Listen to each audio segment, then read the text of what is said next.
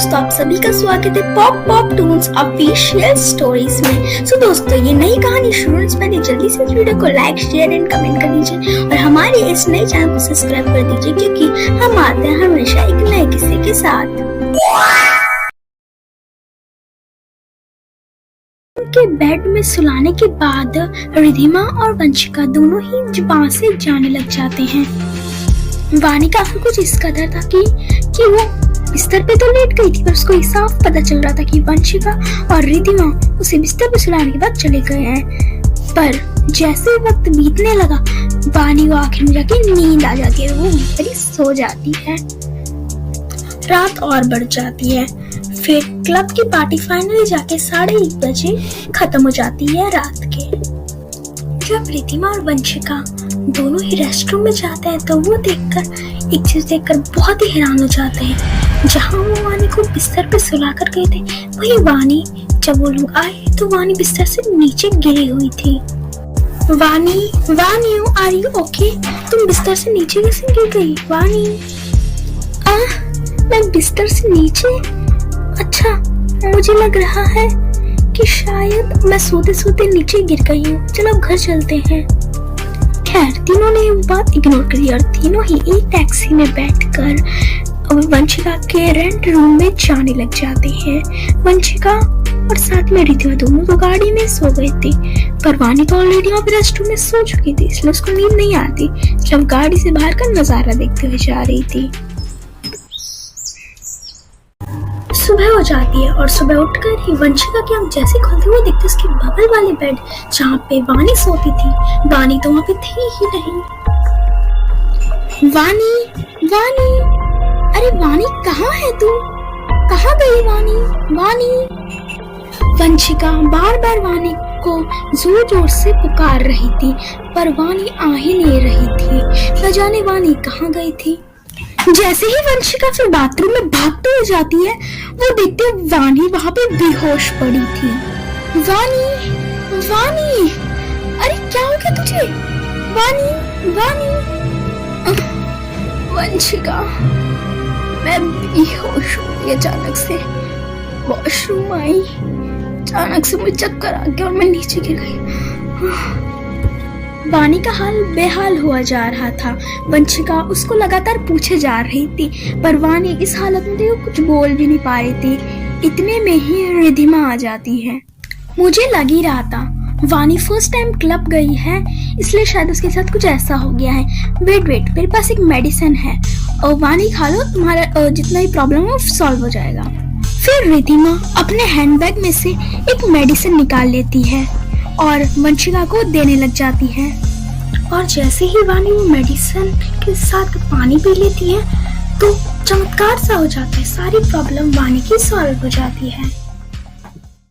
रिधिमा वहां से चली जाती। वानी और वंशिका दोबारा से एंजॉय कर रहे थे, क्योंकि आज भी उनका वीकेंड का लास्ट डे था, इसलिए दोनों ही बहुत एंजॉय करते हंसी मजाक कर रहे थे। बस अभी तक तो यहाँ पे लग रहा था सब ठीक है। श्रद्धा, हितेश, तुम दोनों पैक करके कहाँ जा रहे हो? मुझे तो कोई घर पे कुछ बता भी नहीं रहा है। दीदी, मैं जयपुर जा रही हूँ। आपको तो पता है जयपुर में मेरा मायका है, तो हम सोचे उसी के बगल में रहेंगे, इसलिए हम दोनों पैकिंग कर रहे हैं वहाँ पे जाने की। पर ये सब अचानक से क्यों? श्रद्धा, हितेश, तुम लोग क्या बस मेरे साथ एक साथ ही रहना है? तो मुझे लगा तुम दोनों हमेशा के लिए मेरे साथ ही रहोगे। दीदी, ऐसे बच्चों वाली बातें क्यों कर रही हो? वानी तो है ही ना। आप ये मत सोचना कि आप अकेले हो, घर तो आपका ही है ना। थोड़ी पलों का ही था वानी और वंशिका एंजॉयमेंट। उसके बाद एक बार फिर से वानी की तबीयत खराब हो गई थी। वानी को इतनी भी हिम्मत और उसके अंदर इतनी भी शक्ति या जान नहीं बची थी कि बेड से उतर के हॉस्पिटल जा सके। वंशिका, चूंकि उसका केवल एक सहारा बन चुकी थी वानी का, वो हर पल हर कदम में वंशिका ही साथ दे रही थी। रिधिमा को सब बहुत कॉल कर रहे थे, पर कॉल रिधिमा पिक नहीं कर रही थी। क्या हो गया वानी तुझे? क्या हो गया तुझे? मैं रिधिमा को कॉल करती हूँ, उसको बुला चल, हॉस्पिटल चलते हैं। वंशिका, न जाने क्या हो रहा है, मुझे कुछ समझ में नहीं आ रहा है। रिधिमा के दिए गए टैबलेट के थोड़ी देर तक तो आराम मिला। उसके थोड़ी देर के बाद ही वानी का और भी सारी तबीयत खराब हो गई। थोड़ी देर में वंशिका फिर एक डॉक्टर को भी बुला ले और वानी का ट्रीटमेंट होने लग गया। वंशिका मैडम, ट्रीटमेंट के बाद पता चला है कि वानी ने एक टैबलेट वीकनेस का खाया, तब इनको बहुत ज्यादा वीकनेस हो गया है। वीकनेस का टैबलेट खाया है। हम दोनों इसी रेंट के रूम में रहते हैं। आज तक तो मैंने नहीं देखा कोई वीकनेस का टैबलेट खाते हुए वानी को। वंशिका मैडम, आप तो फिर ये बात तो फिर वानी से पूछे कि उसने कभी वीकनेस की टैबलेट खाई थी। और वीकनेस की टैबलेट बहुत ज्यादा हाई पावर की थी। 3 महीने से बेड से नहीं उतर सकती, उसके अंदर इतनी वीकनेस आ चुकी है। मैं फिर भी कुछ टैबलेट्स लिख कर देता हूँ, आप उसे टाइम टेबल पे खिलाते रहिएगा इसको। Thank you. थोड़ी देर में डॉक्टर चले जाते हैं और वंशिका ने वानी का पूरा ध्यान रखने का सोच लिया था।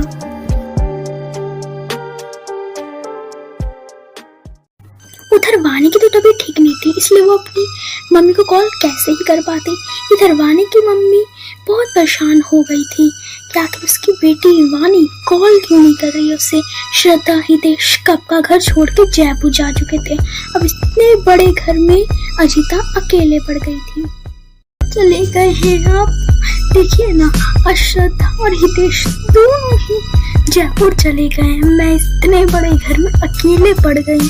वानी भी जॉब लोकेशन की वजह से कोलकाता चले गई है। कहाँ चले गए आप? अगर आप होते तो मुझे बड़े घर में अकेला फील नहीं होता।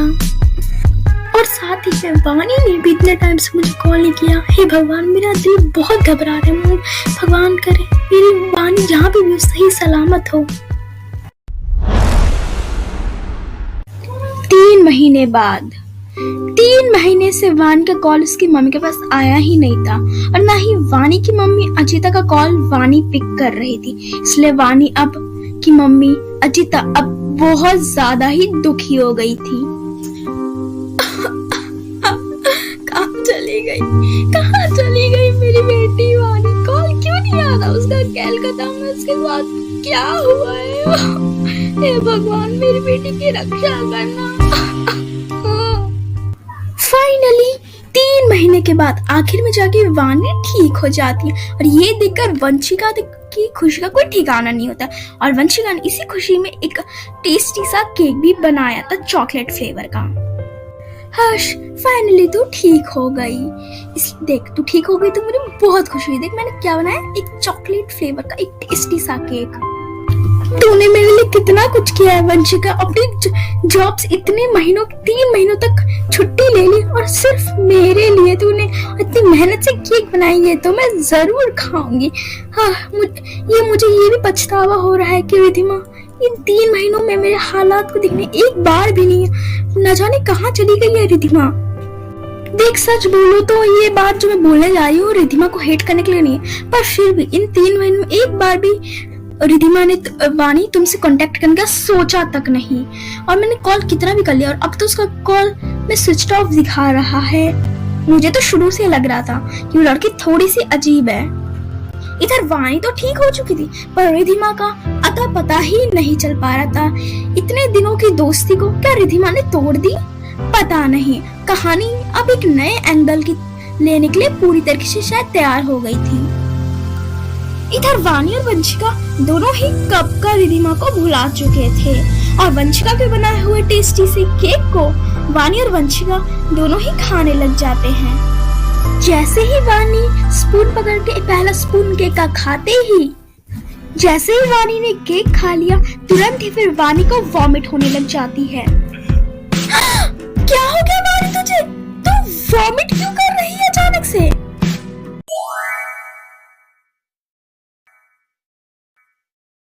इसके आगे क्या होने वाला है ये जानने के लिए जरूर देखिएगा हमारा अगला एपिसोड।